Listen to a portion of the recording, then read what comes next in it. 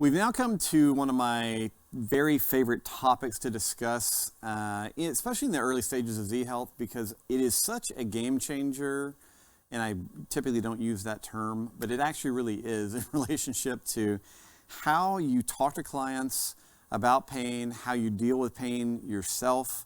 For the last probably decade and a half or so, I've told people in all of our courses that I think one of the biggest gifts you can give yourself is an actual understanding of pain. Because pain science, pain neuroscience, or pain neurobiology has exploded. It has grown by leaps and bounds really since about 1995. Now, obviously there have been theories around pain for the last 6,000 years. There was a really interesting article last year that went through all the kind of basic pain theories throughout history, and there's been some pretty crazy ones. But now with modern technology, I think we're getting closer and closer to having a true understanding of how pain functions as an output. And that is going to be the real focus of this little lecture portion, is understanding that pain, as experienced by a human being, often feels like an input. Right? And I think that's because as we are children, we're kind of, acculturated into this world of whenever I feel pain, it's because I've injured myself. I'm running and I hit a branch with my leg or whatever, and then I feel pain. So we tend to associate pain with injury, and we tend to associate pain as something felt in the periphery, experienced by the brain. And really modern pain neuroscience has turned that on its head, and we're going to talk about kind of this progression and actually what this means. Because when you really understand pain and you understand how it is created by the brain and used by the brain, all of a sudden your options for helping yourself and helping your clients expand almost exponentially. So to help really kind of nail this down, we're going to go through this particular slide. Now, this comes from 2007. This is from a paper by Dr. Lorimer Moseley. Lorimer is, I believe, one of the top 2 or 3 pain specialists, pain researchers in the world. He's brilliant. He's extremely funny to listen to. He's written a couple of the best books out, I think, available on understanding pain from a neuroscience perspective. And more than anything else, he's helped really shape the conversation. He and his colleagues have shaped the conversation around pain in a really unique way so that we can understand it. So I began teaching similar concepts about pain back in 2004, 2005 when I was writing T-Phase. But Lorimer's was the first work I stumbled on. Again, I think this was in 2009 I found this paper.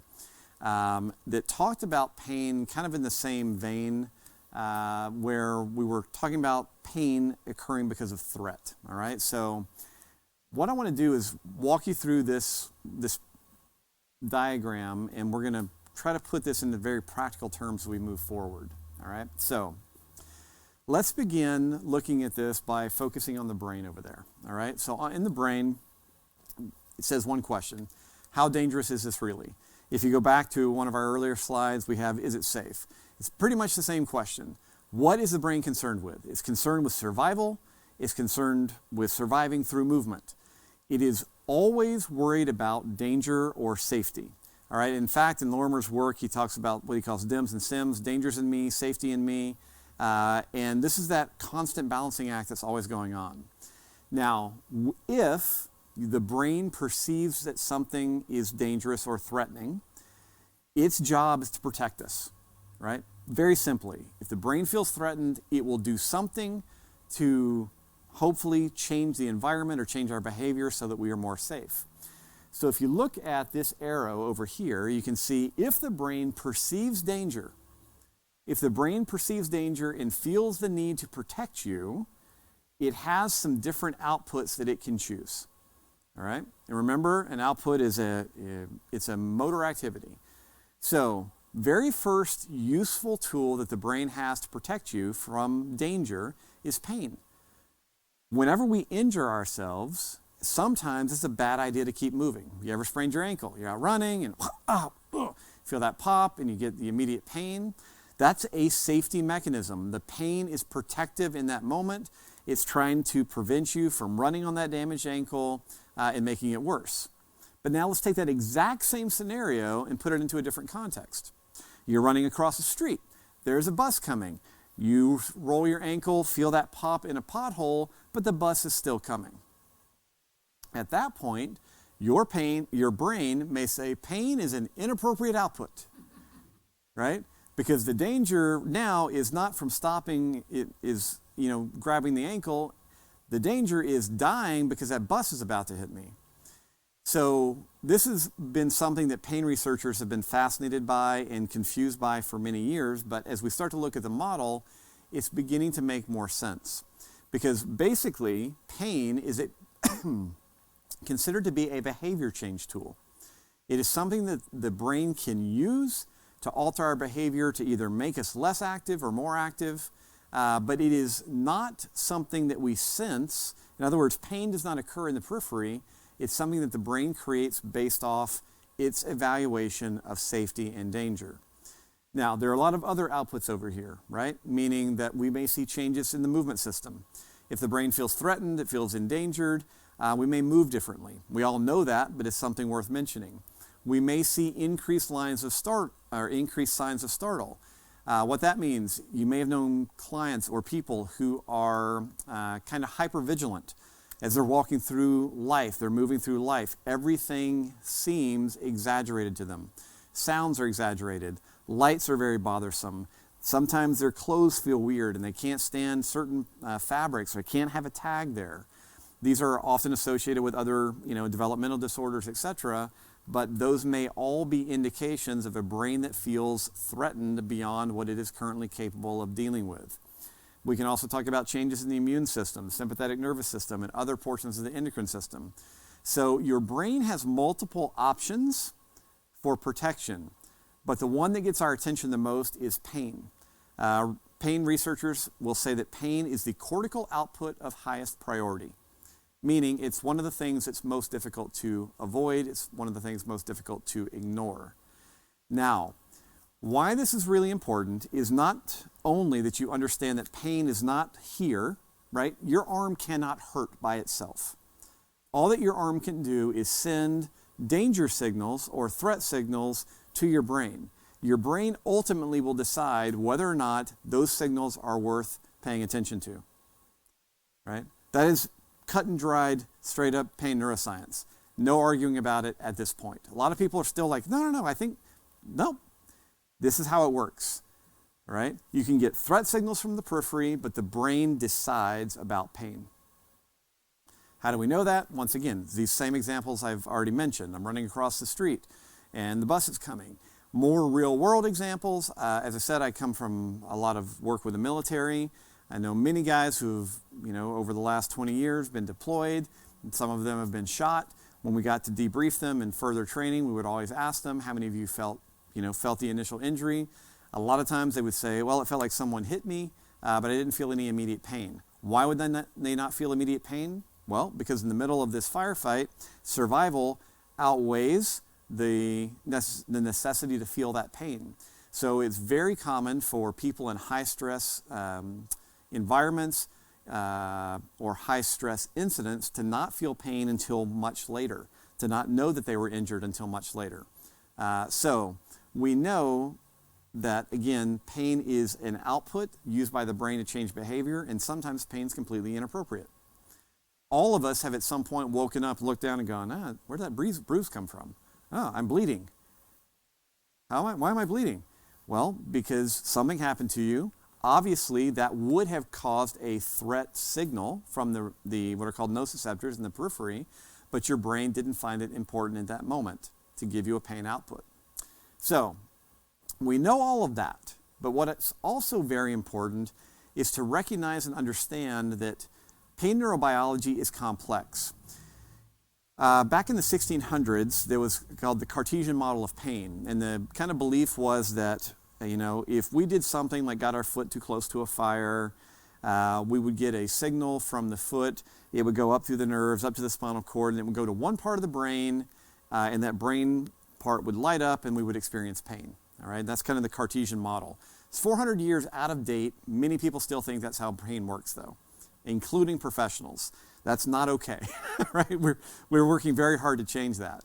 But what you need to understand is that when we look at brains that are experiencing pain or creating pain, there are a lot of factors that go into this, all right? So let's discuss those really quickly.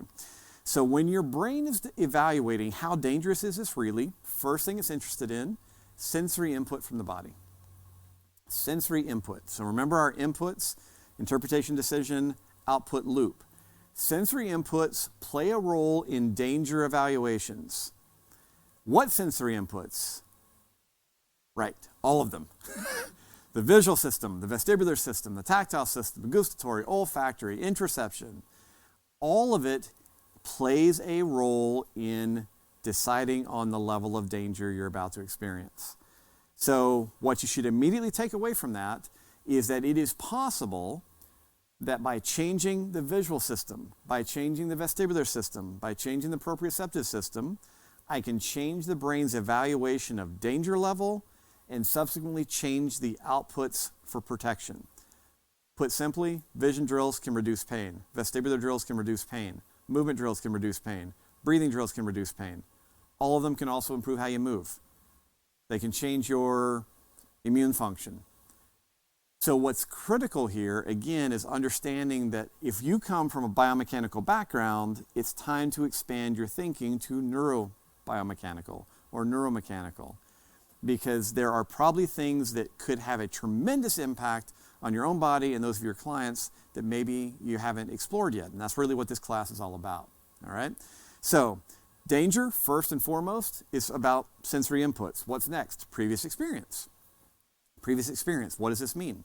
Well, it means that training can play a tremendous role in your experiences of danger or safety. The example I always give here is I come from the combatives martial arts background.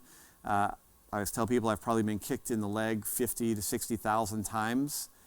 And so I have a lot of experience with being kicked. Now, does it still hurt? Yeah. If someone kicks me really hard and they're good at it, do I feel it? Absolutely. But because I have a lot of experience of having been kicked and not dying, how dangerous does my brain perceive that to be? Not very. So subsequently, the amount of pain I experience is probably much less in many cases than someone who is new to that event or that activity. So previous experience plays a huge role. So for those of you that work with athletes that need high levels of conditioning or military law enforcement, etc., are there times when the training environment needs to be really challenging? Absolutely, because we need to build their experience of their resilience in the face of that stress, because that can play a big role in their brain's evaluation of danger. All right? Next, cultural factors. Do cultural factors matter? Absolutely, all right? I always tell people, my stupid example of this is if you want to look for kind of the next chronic pain population, and this is said a little bit tongue-in-cheek, but it is important to understand, I say go to a playground and watch the two different types of parents, right? Because normally in a playground, you've got two different types of parents and two different types of kids. You've got the kids are up, being kids, hanging from stuff, jumping, running, falling, doing kid stuff. Right? You've got one kid, he's running along, he trips, bam, slams on the ground, and maybe, busts his mouth a little bit, or hits his cheek, or scratches his hands. But if you watch a kid in general on a playground do something that's kind of outside of the norm, maybe a little dangerous, what do? They fall, first thing they look up, and who do they look for? Mom and dad, right? Or whoever's there with them. Look for the parent. And basically what they're trying to do is receive some feedback. Like, how bad do you think this was, right? So if the parent is the maybe slightly over-cautious, over-reactive parent, you may see the kid do this, they look up, and the parent goes, ah! And the kid goes, ah! Why? Because you just taught them that impact, what happened, that scratch is very dangerous.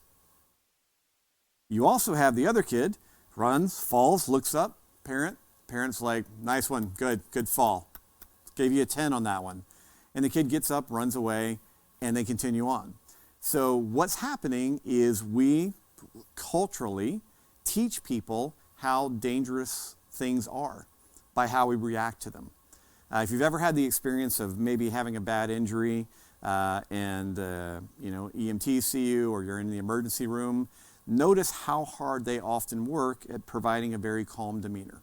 They want everything to look like, I've done this 10,000 times, right? Inside, that new doctor, that new EMT may be like, oh my God, I've never seen anything that looked like that before. But what they want to convey is, you're okay. Why? Because it reduces pain, reduces stress. So cultural factors can play a huge role. Also, when it comes to how dangerous is something, social work environment. In the early 90s, there was a huge study done looking at back pain and trying to predict who would experience back pain.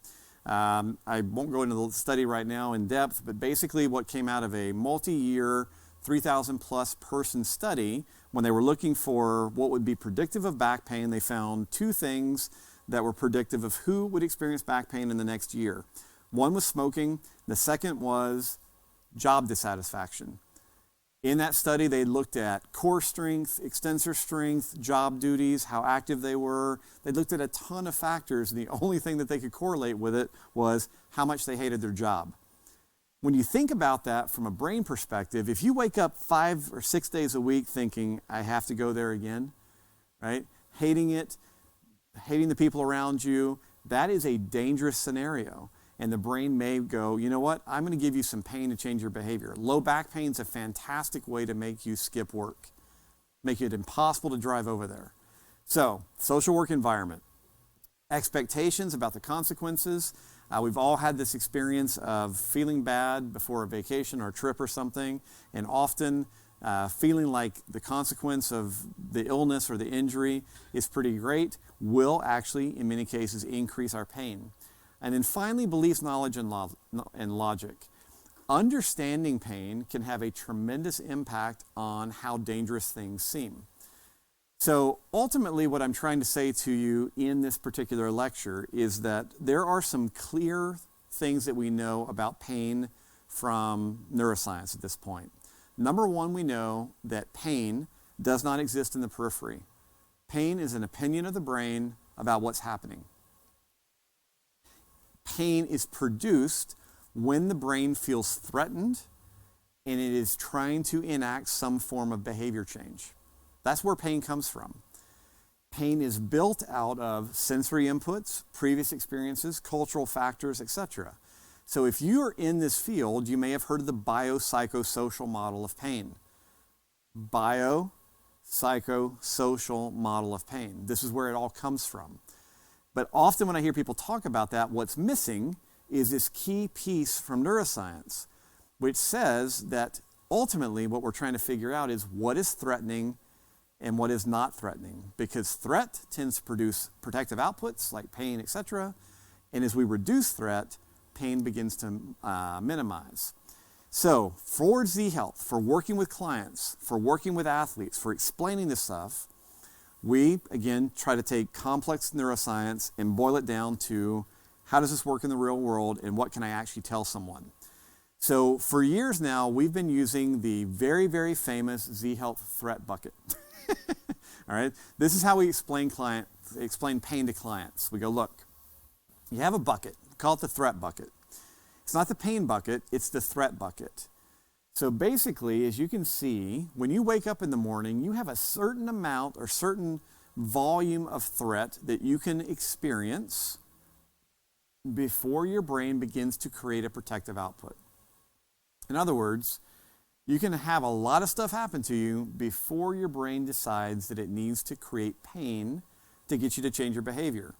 Now, depending on your level of resilience or level of training, what you understand, etc., your spigot may be way down here. It may be up here, right? Our job over time is to move this as far up as we can so that you have a very, very large threat bucket prior to having some kind of protective output.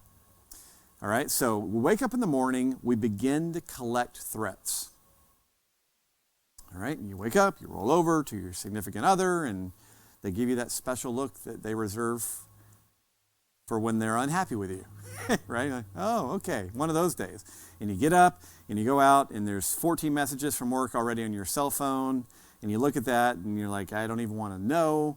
But you listen to the first one, hey, you got to get here in a hurry, we have this problem. So you're stressed. And then you hop in the car because you're in a hurry, you forget your phone, you got to turn around and go back. So really by like 8:30 in the morning, you're already starting to fill this up, right? You've got work stress, you maybe have some relationship stress, and this thing's starting to fill up.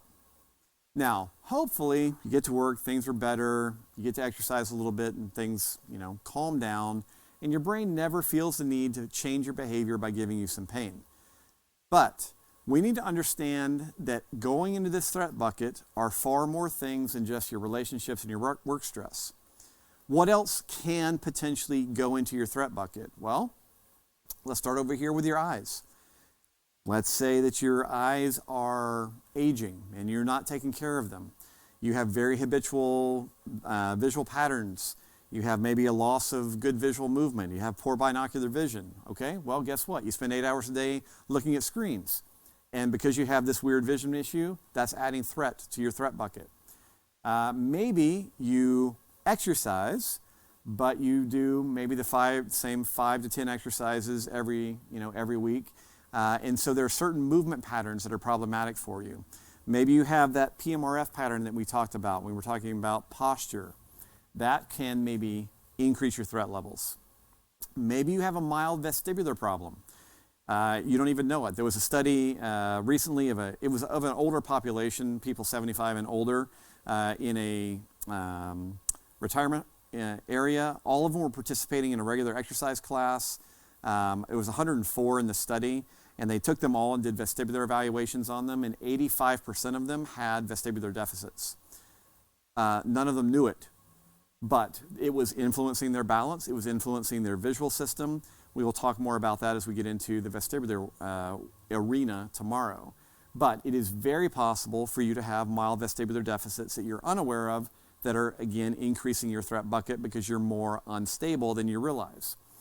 The way that you exercise, we have hopefully shown you conclusively already today that exercise can be a drug, and it can be there can be a dosage issue, right? We talked about minimal effective dose. We've done assess, reassess over and over. So is it possible that the thing that you're doing to keep you healthy may actually be increasing your threat levels because you're not testing it? Then we have your education. Do you understand pain or do you not understand pain? Understanding pain tends to lower threat. Not understanding it tends to raise threat. There's an entire field out there now called pain neuroscience education that is specifically dedicated to teaching professionals how to communicate about pain to their clients to hopefully reduce catastrophic thinking around pain, because that can absolutely manifest as more pain and more threat for that individual. Sleep, we all know this, right? Just, are you doing anything about it? Are you coaching your clients on sleep? Are you coaching your clients on nutrition? So all of these different things collectively can fill up our threat bucket, and as that threat bucket fills, at some point, as I said, the brain may feel threatened enough to invoke some type of protective response. The most classic protective response is pain. If you, however, grew up in that social environment that says, toughen up, deal with it, often you can ignore that pain for a prolonged period of time.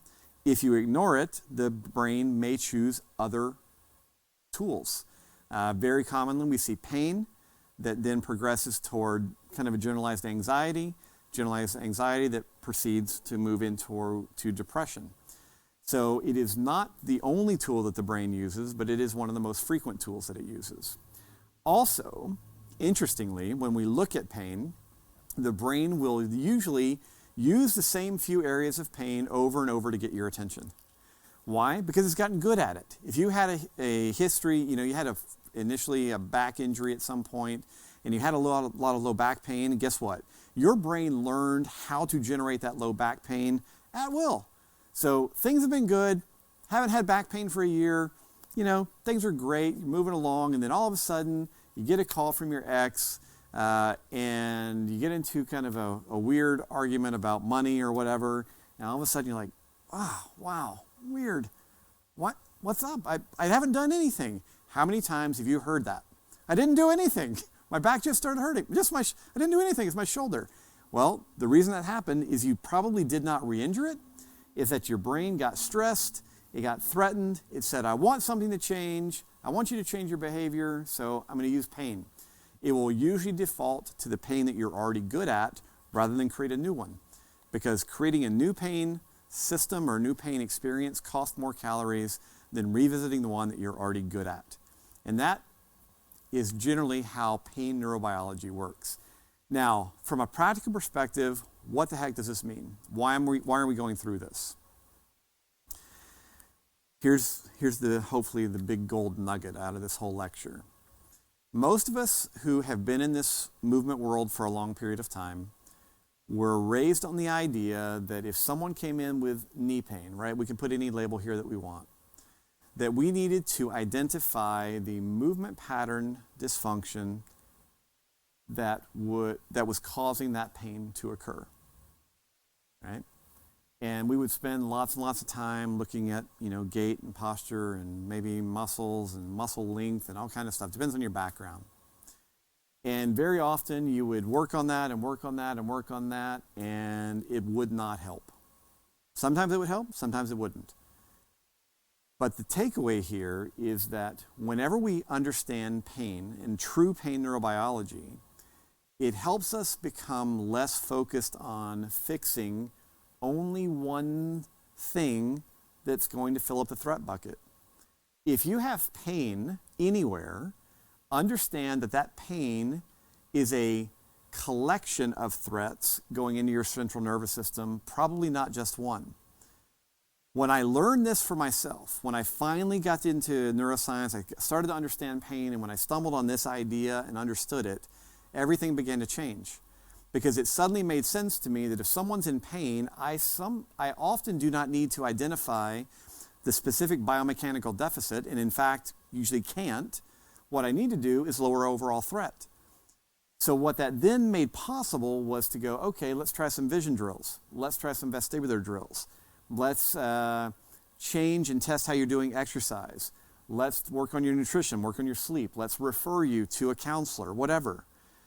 And whenever I began approaching pain from that perspective, my entire work life and personal life changed. Because all of a sudden, the things that we were seeing made sense. So hopefully the takeaway point for you in all of this is that if you really start to grasp this concept and grasp this idea, it will make you more open in your own body and in working with your clients to trying many different approaches, because you have to understand this. It's when the threat bucket is filled that we get the protective output. You now have a lot of different options that you can bring into play to reduce threat. You don't often have to find the specific one, you just have to find the collection of threat reduction modalities working together that will lower the threat below the output point. And this is where, some very, very cool magical stuff can kind of start to occur. All right, so hopefully you guys enjoyed that. I'm going to show you one more slide to wrap up this section, because we're often asked after this, okay, so what does this really mean in terms of Z-Health? How does it show up in the curriculum? Well, it shows up like this. Over the past, decade or so, I've tried to put together a model that takes advantage of the pain neuroscience that we know, along with all the other exercises and things that we bring in from all these different systems, and put it into something that you can hold on to. So ultimately in Z, all that we do boils down to this, what we call 8 levels of assessment model. So you can see here at the crux of it, pain and performance. You need to recognize that everything that I was just saying about pain neurobiology also applies to performance. Whether your brain feels threatened or how much your brain feels threatened is going to play an increasingly important role in how well you perform. You've already seen that up here with some of the stuff that we've done in terms of assess, reassess. So we're playing kind of the Goldilocks game of trying to find just the right amount of threat for the person in front of us to maximize their response to everything that we do. Now, from a neurologic perspective, whenever we take all this kind of complicated stuff that we're doing, we break it down, we can actually break neuroperformance or applied neuroscience down into kind of 8 critical areas each of which has assessments and exercises that we can apply to try to reduce or modulate threat. So in the human body, we have receptors, right? We have lots of receptors in the periphery, mechanoreceptors, nociceptors, baroreceptors, we have electromagnetic receptors, we have receptors in the eyes, etc. So at a basic level in Z-Health, we spend a lot of time testing and training receptors. Receptors have to have a way to get information from the periphery to the spinal cord, and that is going to be through the peripheral nerves. Later on, we're going to show you some of the exercises that Tony already demonstrated, where we may need specific mobility drills or flossing drills, or what we call slacking or tensioning drills for peripheral nerves, because they can be a roadblock for signals to get to the brain for processing. After the peripheral nerve, then we have to go into the spinal cord itself.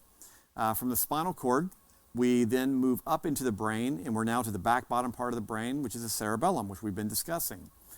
We have the brainstem, it's where the PMRF lives, and a lot of other very important things up in the midbrain that we're going to look at when we get into vision. We have the thalamus, which is a switchboard operator for the brain, which kind of makes decisions about what goes to the cortex, what gets ignored. We have the insula, which is the home of interoception, which we were talking about in the early stages when we were talking about inputs. And then finally, we have the cortex, which we looked at a little bit when we talked about the occipital lobe, the temporal, parietal, and frontal lobe. So the basic thing that I'm trying to get you to understand here is that the answer to anyone's threat lies somewhere in this anatomy. So a neurologically designed training system over time would make us an expert in receptors, peripheral nerves, the spinal cord, different parts of the brain, cerebellum, brainstem, thalamus, insula, and the cortex. And what being an expert in those systems means, knowing how to assess those areas, knowing what functions lie there, and how to stimulate and inhibit those areas. So all of Z-Health kind of is encapsulated in this one slide. This is what we do. This is what we spend the 12 courses in our curriculum making you an expert at. The reason that we do that is because problems in any one of those anatomical areas can manifest as threat. And when it manifests as threat, ultimately, it may be a driver of pain, or in a more healthy person, it can be a driver of improved performance when we give it the right stimulation. So this is the kind of Z-Health approach in a nutshell. I hope that this has made sense to you with regards to the kind of how we approach pain, and ultimately how we built a system to deal with this whole idea of threat modulation, and the threat bucket. All right, so we're going to take a little break, and we're going to be back, and we're going to start diving quite deeply into our first input system, which is going to be the visual system. So rest your eyes on the break, because we have a lot of work to do.